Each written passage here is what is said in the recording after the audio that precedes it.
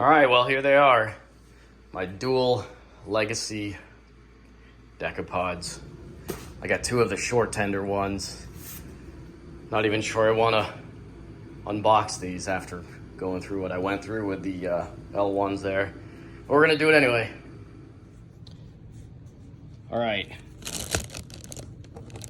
So I got the 4262 and the 4521 here with the express purpose of running these in a double header, much like the L1s. So let's get them out of the boxes here and let's check the color. Interesting to note that these were built in September, and those L1s were built back in May of this year, 23. Not sure if some of you out there know this, but if you can't find the date on the outer shipping carton, Lionel has always put a Julian date on the inside box flap. So that would be the 256th day of this year. So kind of interesting, and KB I think stands for Career Brass. So just something if you're trying to date one of your engines, trying to figure out when it was made, that's a little trick. So it looks like Lionel's doing one of their sand dome switch arrays here. That's pretty nice. So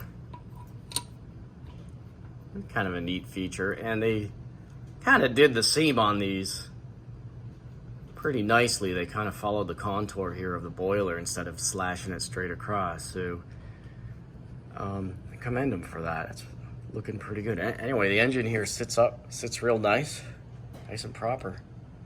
I went with the post-war short tender versions because I wasn't convinced they were going to do the long tender versions correctly. So I have a long tender Sunset third rail Decapod that you've probably seen before in my other videos. Anyway, let's get the other one out. All right, so the 4521 is out here, sitting on the layout next to its brother and future double header mate. And again, I'm pretty pleased with the DGLE. My layout's lit with 5000K LEDs. So, and right now my camera's behaving here on my iPhone. It's not trying to overly warmify my lighting. I always have to kind of fight with it on that. But I gotta say, this is a good starting point for the paint. As you can see, it's a full dip job too. No freight car color red roofs or tender decks. So they compared pretty favorably with the old CC2 here. Maybe just a tad greener, but like I said, better than those L1s.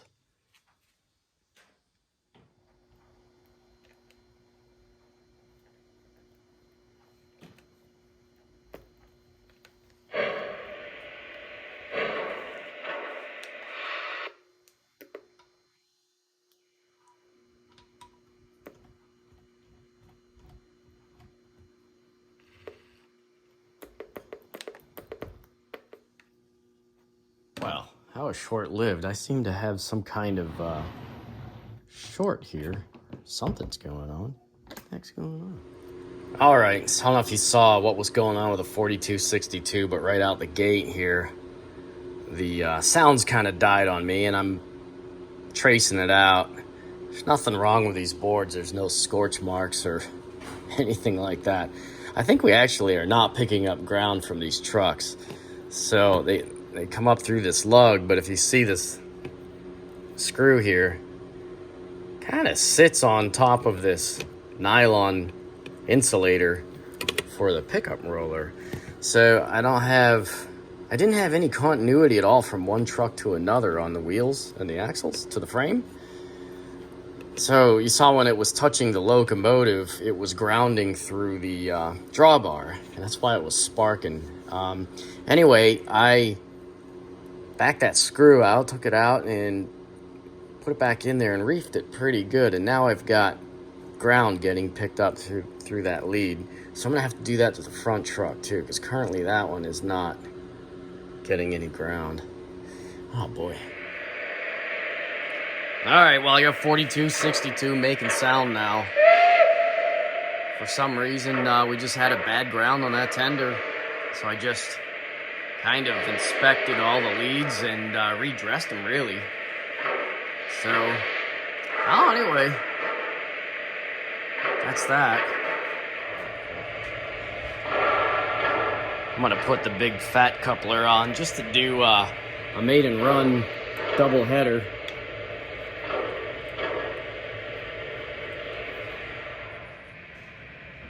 All right, so I'm gonna get them set up as a double header. Good news is I was able to back the 4521 there through my number 5s without a hitch, so that's really awesome.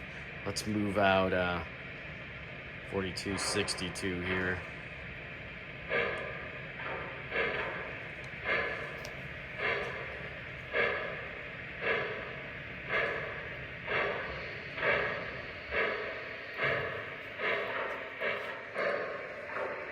All right, let's back it up to the 4521 here.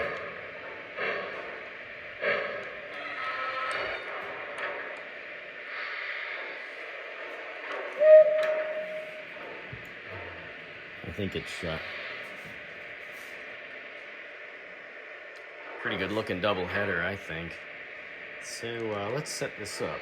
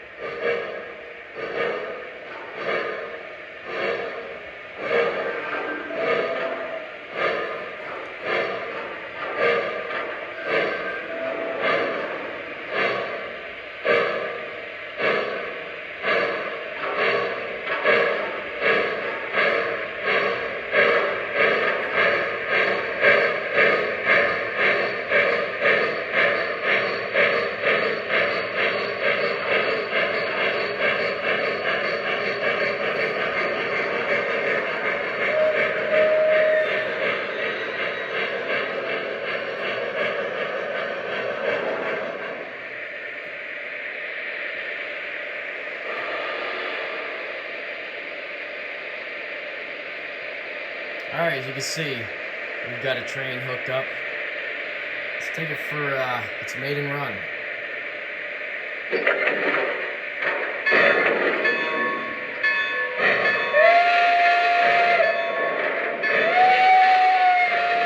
Dispatcher, we're moving. Over. Have a good run. Out.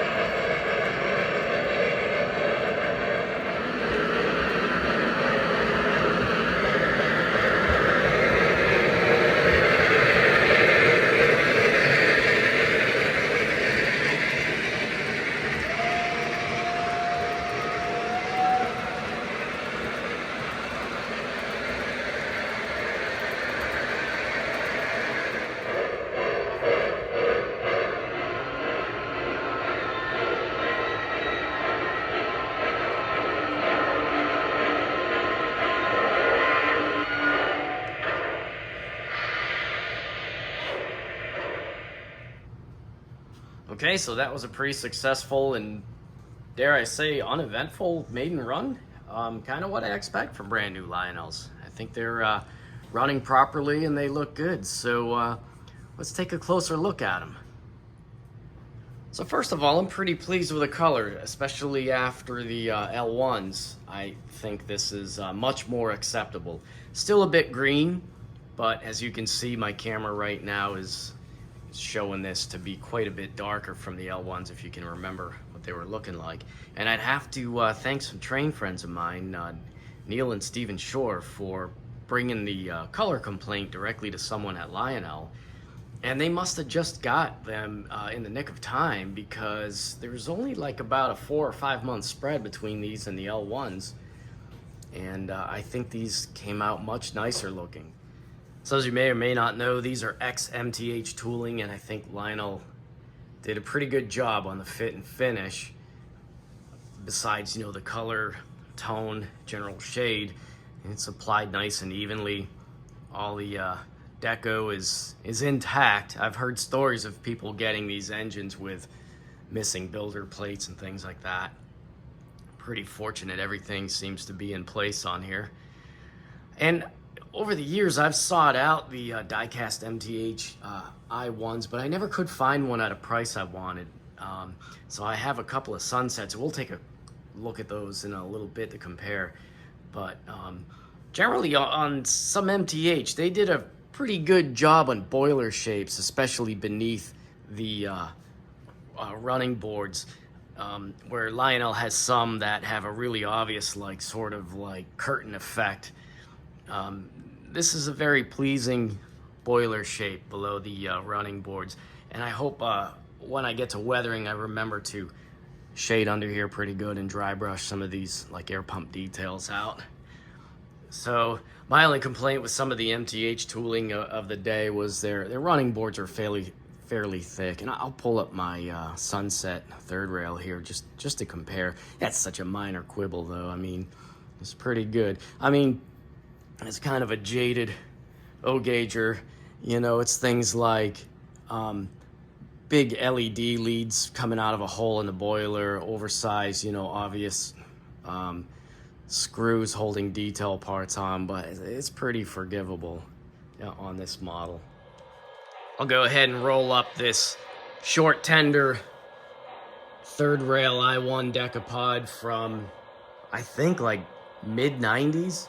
I'm sure somebody knows the exact date, but I want to say these were made probably in 95, 96, maybe a little later. I've had this for many years. In fact, this was my second Decapod. I had the long tender one you've seen in my other videos. This was the second one I got way back in I don't know, 2009 or 2010. But let's bring it up alongside the Lionel ex-MTH one here. I hope you can appreciate how slow this one runs, though. This is sporting electric railroad electronics, so it's counter EMF feedback from the motor to maintain speed control, and this has a 32-to-1 gear ratio, which is just unheard of these days now. But this is such a nice runner.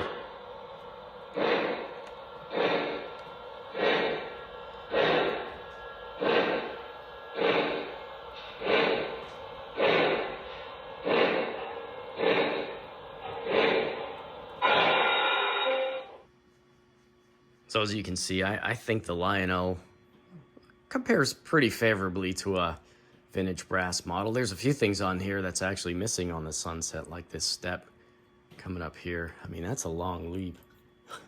And one thing I like about brass, number one, boiler shapes are generally pretty perfectly round all the way around. And I like the rather more scale appearing running boards and things like that. So you see there's a few details that are a little finer on the third rail, but I think the new ex-MTH Decapod here holds up pretty well, I think. So these are a few bucks more than the L1s, and reason why I think, besides having, an extra set of drivers, I think these are just a notch above the L1s in the detailing. There's things like the removable hatch. This is a Lionel modern touch that they do, where they give you nice access to the switches for the smoke unit and the program switch. I kind of think this tool is a little nicer. There's a nice lubricator linkage, not too big, you know, not terribly oversized. It's actually missing on the third rail, and typically on a die cast it's missing, or it's just grossly oversized like the old original Lionel M1A. One nice thing about the Decapods on the Lionel model and the third rail is these tail beams. They're pretty well fully rendered out. That's kind of a rarity on a lot of die-cast steam. So, pretty good job getting that in there. Must have been a heck of a ride for an I1 crew, being way out in the end of this teeter-totter. Alright, so I'm not too bent out of shape about having to fix the one tender. But I just wanted to say, these are the same tenders they used with the L1, so now I have 4 of these on the layout. But they are, in fact, correct for the Decapod. These are the 90F82 tenders. So the 90 means 9,000 gallons. It's gallons of water in hundreds, so it's 9,000 gallons. And then the 82 is the deck height.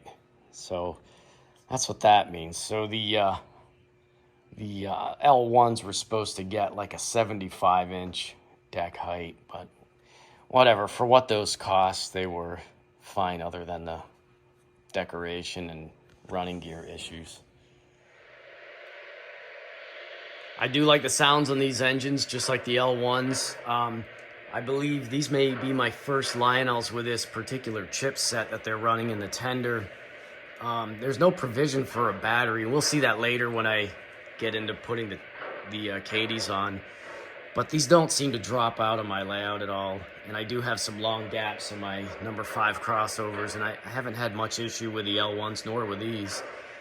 So something interesting I noticed is that they're running dual 2-watt speakers in here. So I don't know if that means they got a more stout audio amp in there. I couldn't tell. I was trying to look up some of the numbers on the chips in there, but I came up with nothing. I came up with one was just a programmable chip with a lot of memory. That's all I really came up with. But really pleased with the sounds on these. There's at least 2 Penzie whistles.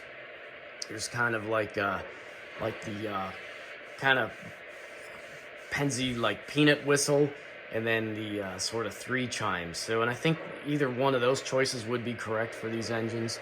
And then there were some others thrown in that were not correct, but pretty pleasing to the ear. Overall, I really like the sounds. My only complaint in this day and age, I wish I could control everything about the sound. Like, I would just disable every bit of crew talk, and as far as turning the volume down, and I'd like to get rid of that rail squealing and creaking, groaning sounds that seem to trigger randomly, constantly below restricted speed on these. I'm just kind of tired of that sound. Maybe with the new Cab 3 app and Base 3 hardware, we'll get some access to features like that. Who knows? So operationally, pretty good so far. These traversed my number 5 switches without hanging up, and also I was not able to get these to clash their gears at all, whether in a lash up or whether trying to stall them in reverse. They seem to be good to go. I don't know if they caught that issue in the 4 to 5 month date diff when these were built. I don't know, but so far I haven't had that issue. I can demo that for you here in a bit. It'll be in the pushing my luck department. We'll see if we can do a stall test on these, and then I want to back them through my number 5s to show you that I'm not just trying to make myself feel good here. Let me get this sunset backed off a little bit, and then that thing runs so nice. Just park it over there. see if I can get this to demo its reliability here. I'm gonna roll backwards. Nice and smooth. I like Legacy that all the speed steps are usable. So here we go. I'm gonna just yank on it. Well, they pull pretty good. That's good. I'm not really gonna push my luck anymore. Like I said, I think I'm pretty happy with that. I am disappointed though that they have that direct RS385 drive that they put in the L1s. I just kind of figured for a big, respectable steam locomotive like this, being a little bit bigger than the L1s, that they would get the full cannon drive, but they didn't. So that's kind of disappointing. Let's just run these through my Atlas number 5 switches here, right at the front of the layout, in front of Bryant Tower. This is my number 1 crossover, so test these rollers. Like I said, I had such a time with those rollers on the L1s where they were able to spin about the vertical axis, and then the rollers themselves were very soft and kind of floppy. And they found a couple holes in my crossovers to dig themselves into. And once they did, that would cause that reverse wind-up lockup in the gearbox. Terrible. So let's see.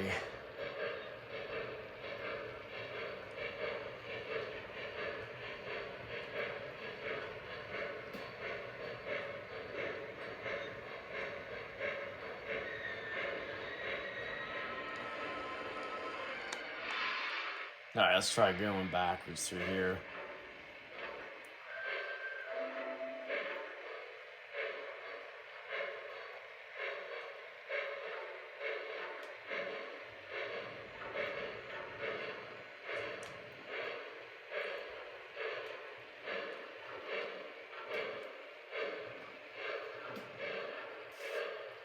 So far, so good.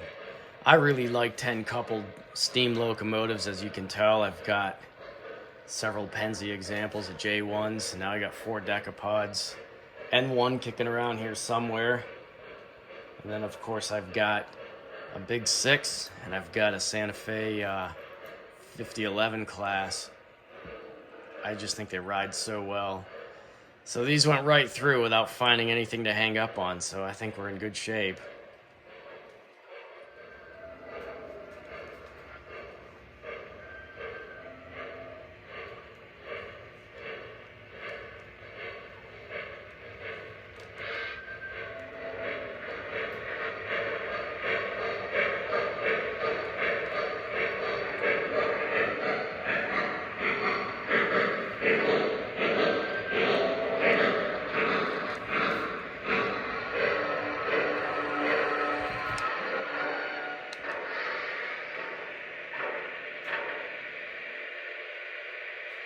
So I think we're almost ready to head into the shop. There's really not much else I want to say about these.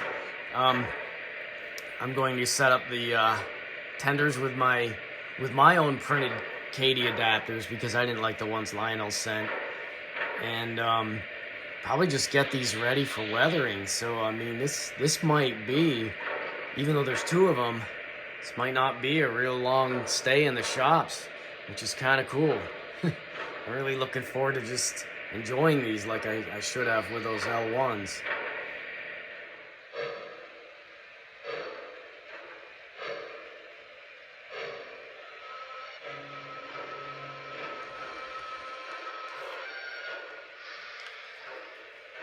All right, so I have the dual Decapods on the layout now, and we're gonna take them over to the turntable and give them a spin and give it a kind of a color test and a booger check for my weathering jobs here. So let's make our way over to the turntable and check these guys out.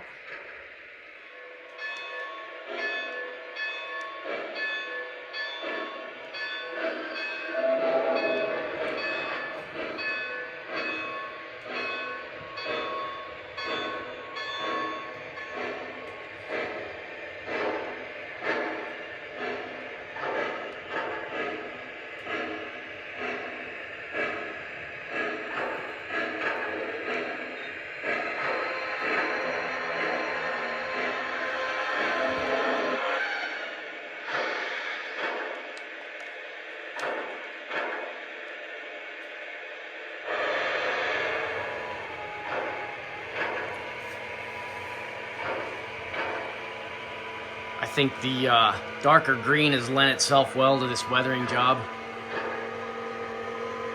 This is going to be the rear unit in my doubleheader with the 740 on the front there.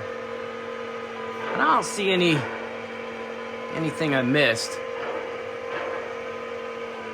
So cool. I should probably get these cobwebs. Spiders love my turntable.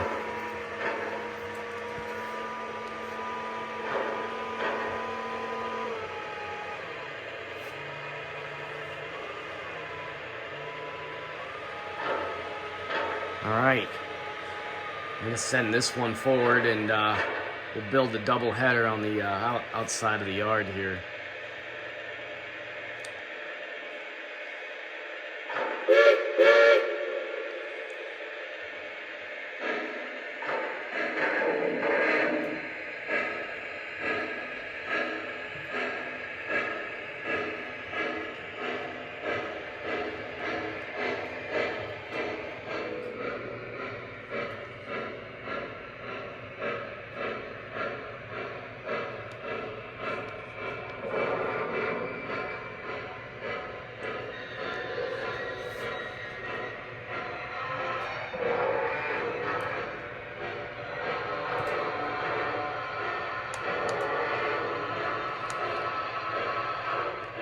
We were coming in a little hot on that turntable. I really wish I could disable all those like rail groaning sounds and stuff like that.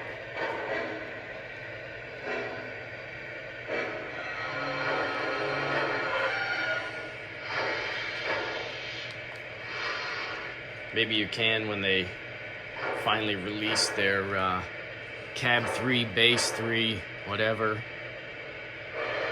We'll see. So let's just give this guy a look over.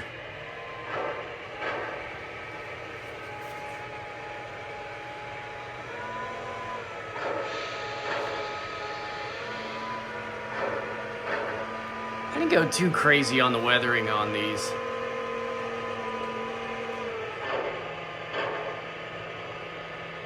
Didn't really have to. I thought the color was pretty good, you know. That looks pretty good, I think, there.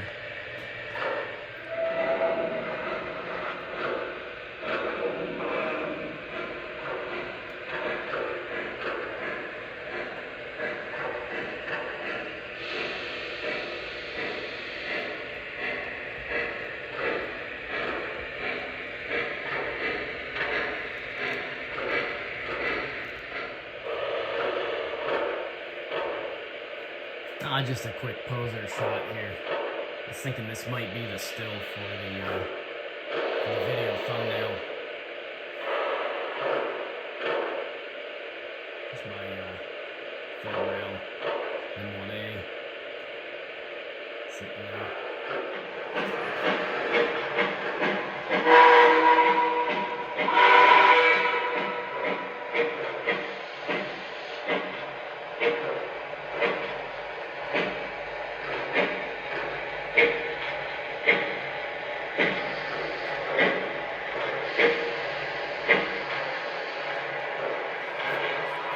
Couldn't help it, I wanted to bring my third rail Decapod. This is the first third rail I ever got.